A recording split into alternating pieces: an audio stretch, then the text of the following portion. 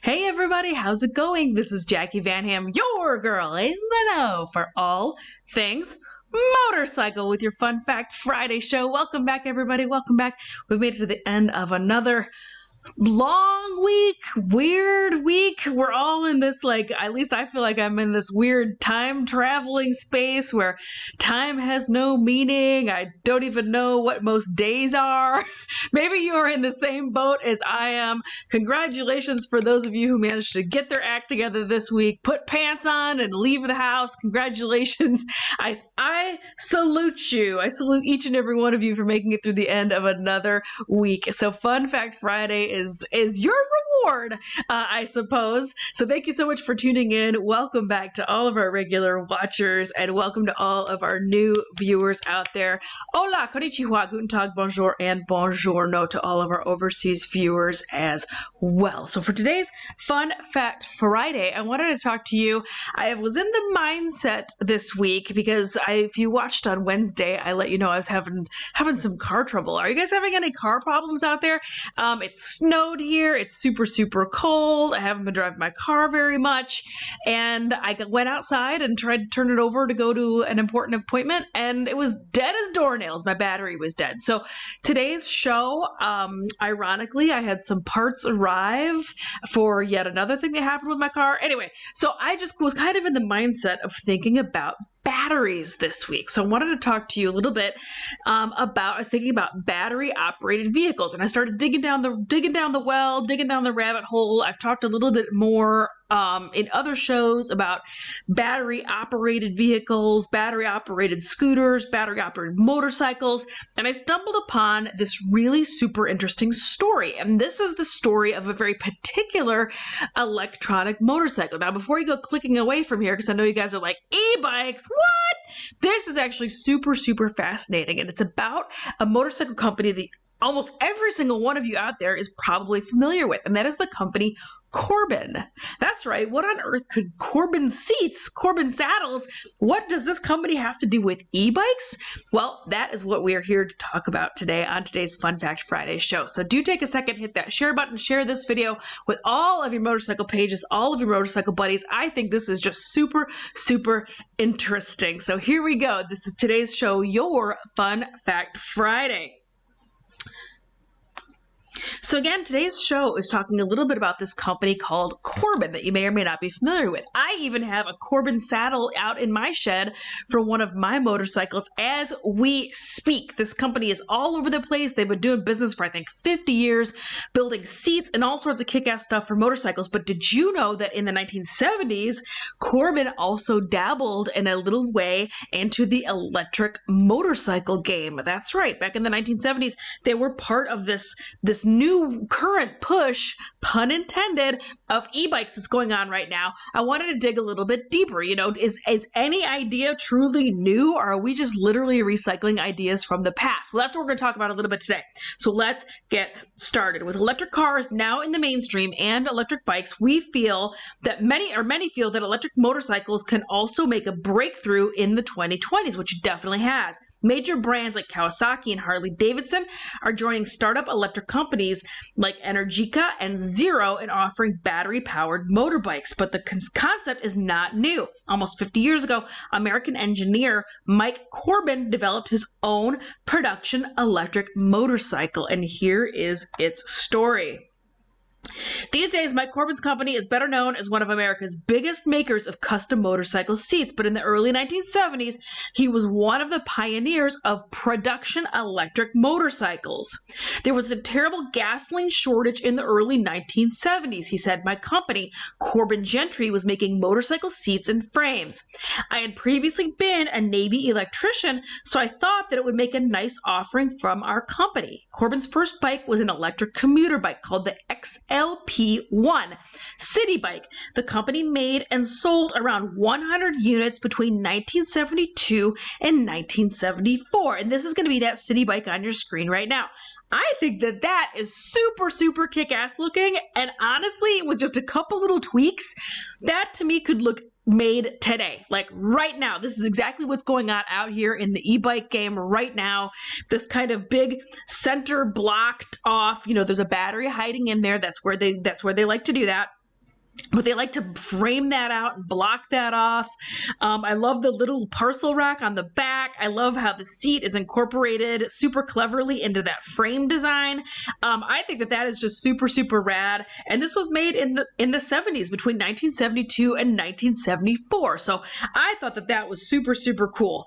The fixed gear model cost $1,395, around $8,000 in today's money, with a 2-speed version costing an additional $1,000. The 3 lead acid batteries held 4.7 kilowatts of energy, less than half that of most electric modern bikes. However, that being said, I just talked about on Wednesday's show a new company called Sondors, which is currently getting ready to debut, or they debuted, but they're getting ready to go into production with this $5,000 4 kilowatt e-bike is going into production. Again, a company called Sondors.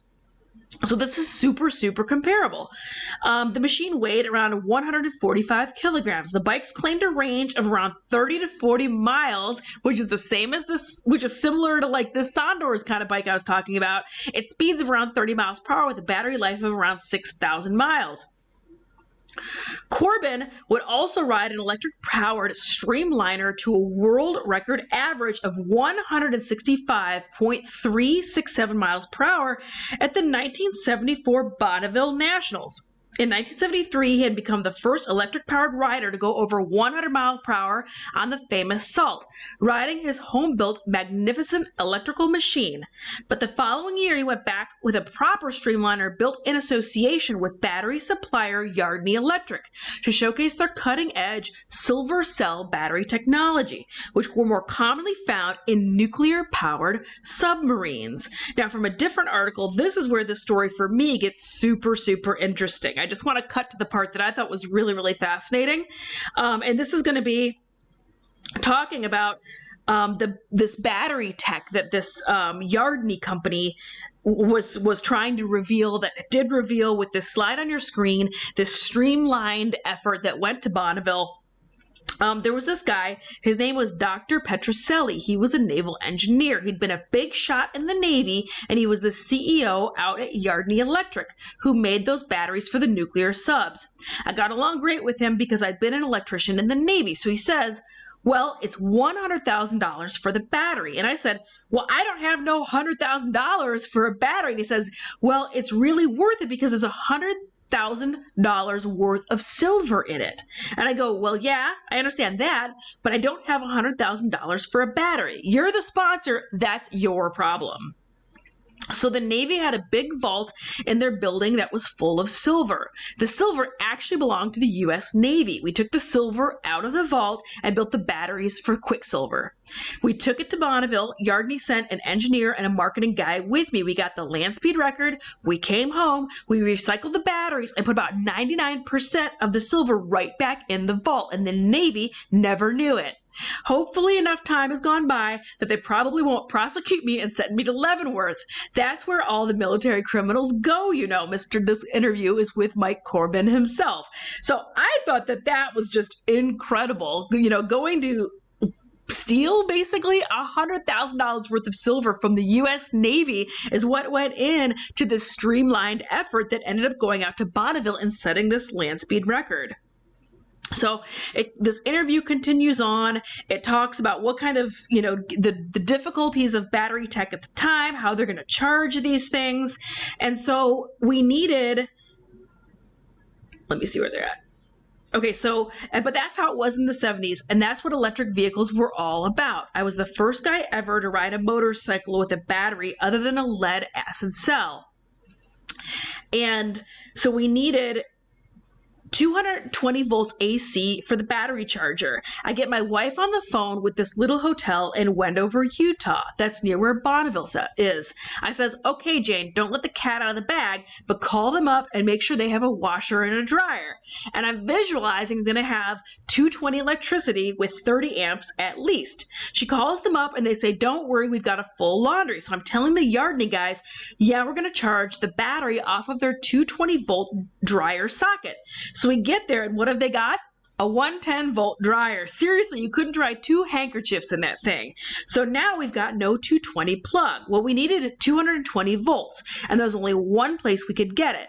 So I'm looking up at the power pole. I used to work as an electrician, wiring houses out in Connecticut, so I knew exactly what I was looking at, but we didn't have any wire. I mean, you can't just go up there with lamp wire. It's not big enough.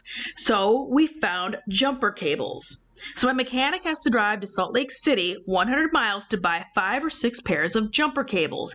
We linked them all together, and the hotel had this little funky office where a little old lady was in there, and the telephone pole was right in front of her office. So I told my guys, they had this little crummy fiberglass pool outside. I told my guys to go out there and start splashing around and throwing beer cans and making a racket and making a bunch of noise and stuff. So she's watching you while I climb up the pole with all of these jumper cables. So they do. And she's running out there, hands on hips, saying, "We have other guests, you know." And I climb the telephone pole and I clamp the battery cables onto the 220 cable. And they're all laid out all over the ground, and we put them on the battery charger. I think it might have only been 205 volts because the charger was groaning away, but it did the job. Yeah, we had a lot of fun, Corbin said, and that's how we did the first motorcycle land speed record. These are more shots from Bonneville on that Yardney silver bike. Super fascinating story, right? I love just how absolutely hooligan and down and dirty and doing whatever it takes to get out to Bonneville to campaign this electric motorcycle and set this incredible world record. Again, they set their record of 165.637 at the 1974 Bonneville Nationals. This is when it happened. Quicksilver, as it was known, I lied. Quicksilver was the first electric motorcycle with expensive high-tech silver zinc batteries. It went through the speed trap at a staggering 171 miles per hour, which it averaged 165.387, which stood until 2012, when new electric motorcycle manufacturer Lightning topped it out at 218 miles per hour. So from 1974 all the way until 2012, this battery stood on this incredible Quicksilver machine that I just told you the story about them using these jumper cables to charge it at the hotel over in Wendover, Utah. So another shot of that Yardney. This is at Corbin, at their headquarters. They have all of those machines, a little bit of a museum. You can see those great big huge batteries that are tucked into the belly of the beast. Meanwhile, that XLP-1, that little road bike, became the first electric motorcycle to be registered on American roads, with another publicity stunt taking place in 1975 when an updated machine rode up Mount Washington twice on a single charge as part of an alternative transportation agenda. Charged up by a windmill and ridden by environmentalist Charles MacArthur, the Corbin Gentry machine took 26 minutes to tackle the 8-mile course, which consisted of 99 hairpin turns and an average gradient of 12%. This updated bike had a 55 mile per hour top speed and a 40-mile range using a nickel zinc battery. Despite the improvements, the Corbin Gentry bikes never made it into the mainstream, largely due to the end of the oil crisis. Mike would continue to contribute to the evolution of electric vehicles. The three-wheeled, this is going to be another shot of that bike making that record effort. Now this is the one I want to talk to you about. Where am I looking at? The three-wheeled Corbin Sparrow bubble car appeared in the 1990s, and his patented swing drive system, which places the electric motor as a structural part of the swing arm, remains in use on various electric motorcycles today. Mike remains a fan of electric motorcycles to this day. Having owned a Zero in the past, he recently purchased an Italian Energica. Lithium-ion batteries make electric vehicles the future. Modern-day electric motorcycles are wonderful. Now developing the economies of scale and competition from different manufacturers will drastically improve them. Whether Mike's vision turns out to be true or not, there's no doubt that his pioneering work in the 1970s has contributed to the electric motorcycles emerging some 5 decades later. And this last slide is just a really neat screen grab. It's a press release talking about a motorcycle for now that ensures our future. Just a really, really cool 30 miles per hour, 30-mile range, onboard charger. And this is a 3-hour charge on 110 volt, approximately 30 miles, and it climbs hills. So I thought that was a really great little press release for this bike.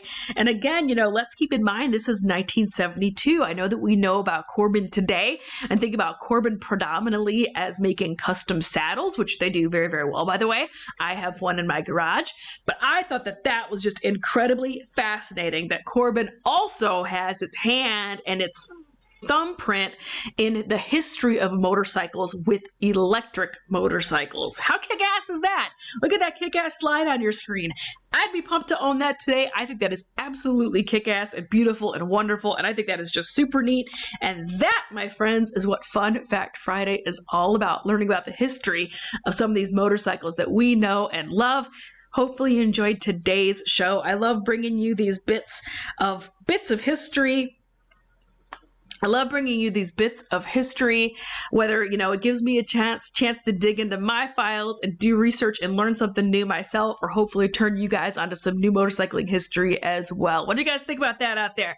Do you have any fans of e-bikes in the house? I know I love to stir the pot out here on Choppertown because I know that you guys are fans of the internal combustion engine, which I am too. But e-bikes are here to stay, as I like to say, and they are going nowhere. I think that they're interesting, and I love learning about them a little bit more. So hopefully you enjoyed today's show. Make sure you take a second, click like, share this video with all of your friends that watch these shows or love learning about kick-ass motorcycles.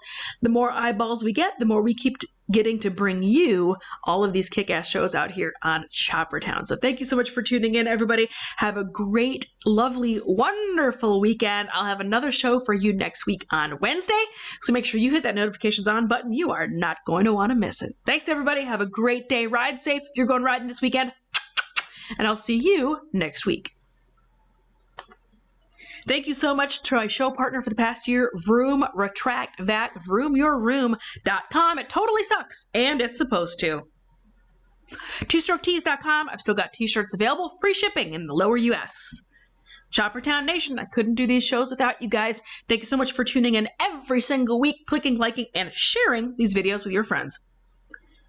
Huge thanks to Wolfman Luggage for hooking me up with a great looking tote bag. If you're shopping for luggage, make sure you go check out the awesome kick-ass ballistic waterproof gear available over at Wolfman Motorcycle Luggage.